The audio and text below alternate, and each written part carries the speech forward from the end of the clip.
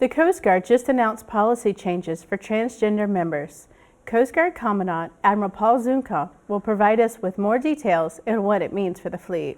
And I had the opportunity to talk with the Commandant in a one-on-one interview to discuss his thoughts on the current direction of our Coast Guard. Welcome to a special edition of the Paratus Report, the Coast Guard's news source for the latest and greatest of what's happening in your Coast Guard.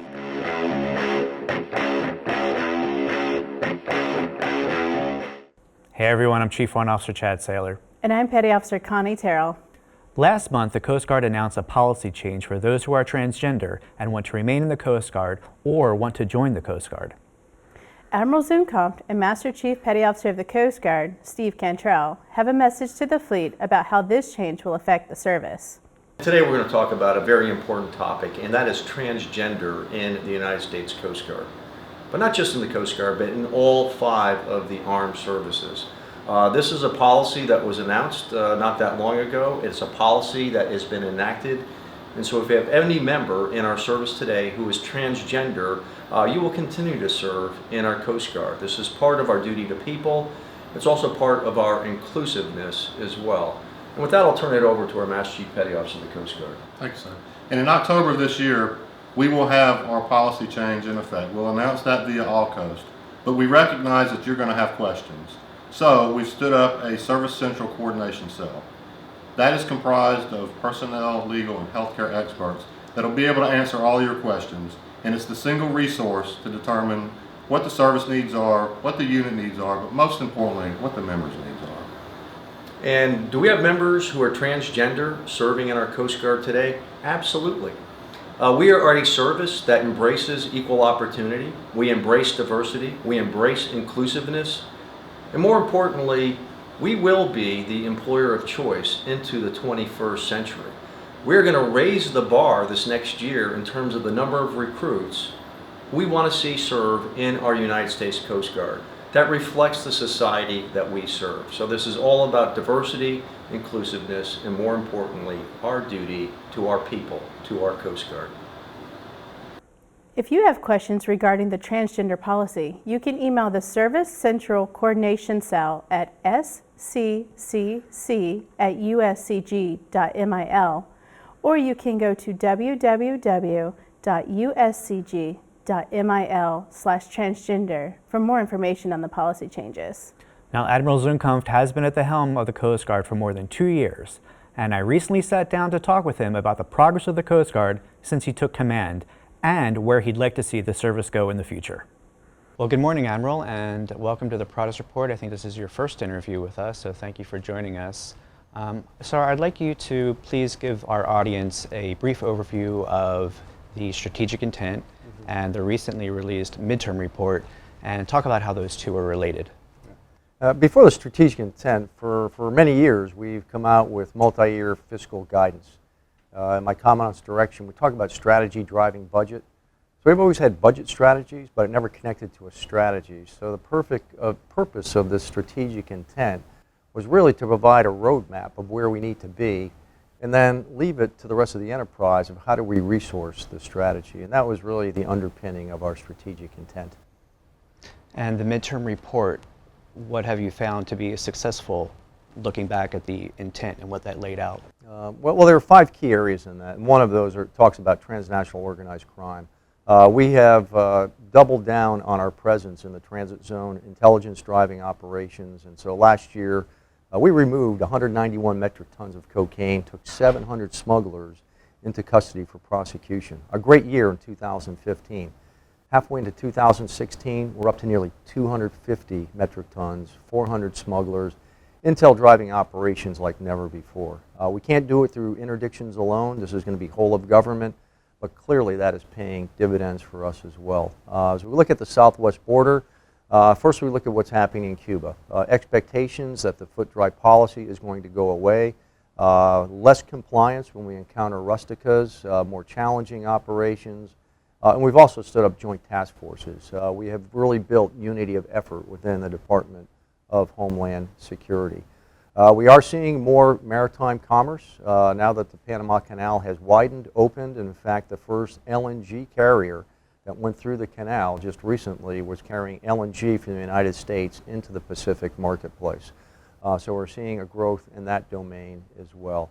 Cyber, we're just scratching the surface on. This is going to be the new frontier for the Coast Guard, as it is for all the armed services, but more importantly for the Coast Guard, where over 90% of our commerce moves on the water, and yet very little of that commerce has the safeguards in place to protect itself from an intrusion. Over 120 ships were compromised, mostly through malware, but it's another area where we see Coast Guard mission portfolios growing. And then finally, up in the high latitudes, up in the polar regions, a cruise ship, the Crystal Serenity, departs in about a month from now, carrying over 1,000 passengers into relatively uncharted waters as that area opens up through cruise shipping, through ecotourism, and even oil and gas and mineral exploitation as well. So a whole new frontier opening to the north, and the Coast Guard is going to be there as well. We're recapitalizing our assets, our national security cutters, our fast response cutters. We have just awarded the final design to build all 58, and by the end of the fiscal year, we will award the offshore patrol cutter. The bonus in all of this is we are now in serious deliberations over recapitalizing our heavy icebreakers, and we'll carry that message forward with the next administration into 2017. So a very exciting time for recapitalization, but it really is about strategy, driving budget, driving our acquisition process as well. We've heard a lot about Western Hemisphere strategy, work in the Arctic. The cyber domain seems to still be a challenge. What are we doing both internally and externally to face some of these challenges? Internally, we're getting our cyber act together. We stood up a cyber crisis action team here after the OPM compromises to make sure that our cyber network was not vulnerable to intrusion. The next step is, within our cyber strategy, is then how do we protect the maritime transportation system, very dependent upon cyber, and as we all know, about 90% of our world's trade moves by sea and is dependent upon a cyber network. It's been 2 years now since you've been at the helm. Any surprises as your role as Commandant? Yeah, well, as a Commandant, you never want to be surprised. You want to be amazed, but never surprised. And so I'll just share with you, a few things that just amaze me is the talent that we have in this organization, which is why we released a human capital strategy. How do we manage this enormous talent that we have in our civilian workforce, in our reserve, our active duty, and our auxiliary?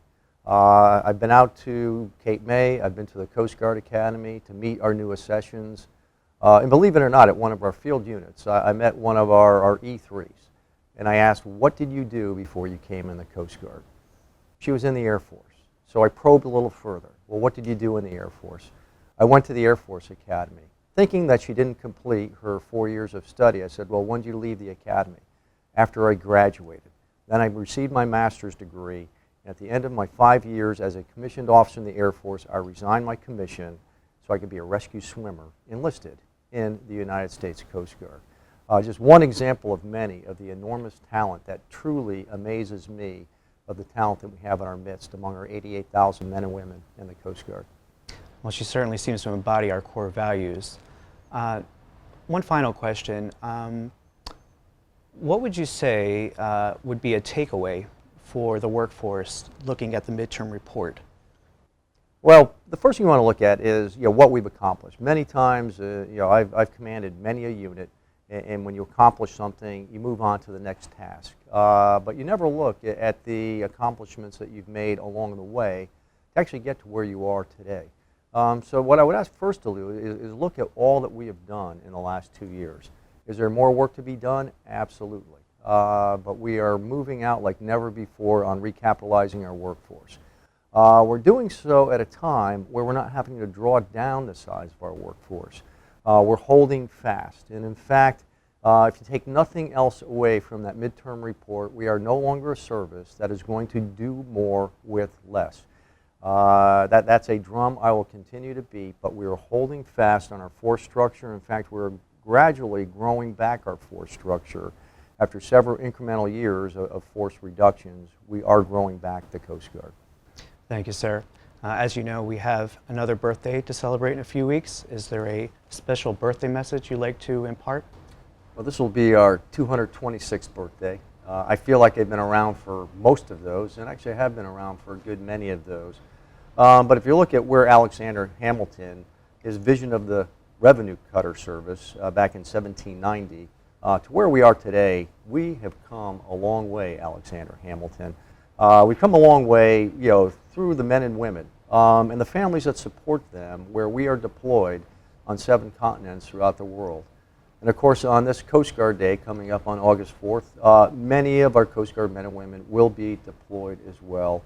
And it's their families who don't take that oath to support and defend the Constitution of the United States, but they are a pivotal role in supporting our Coast Guard as well. And so to all the men and women of the Coast Guard and the families that support them, I wish them a happy 226th Coast Guard birthday. Well, thank you very much for your time. We certainly appreciate you being with us here on the Paratus Report. Thank you, Chad, and thank you for doing this. Thank you, sir. This month's Bravo Zulu goes to Lieutenant Commander Megan Druniak, who was named the 2016 Coast Guardsman of the Year by Military Times. Druniak was recognized for her inspirational leadership, mentorship, motivation of others, and volunteerism. Congratulations, ma'am, on a job well done. Well, that does it for this edition of the Paratus Report. To stay updated on the latest and greatest, make sure you check out our blog, Coast Guard All Hands, and other official social media sites. Thanks for joining us on the Paratus Report. See you next time.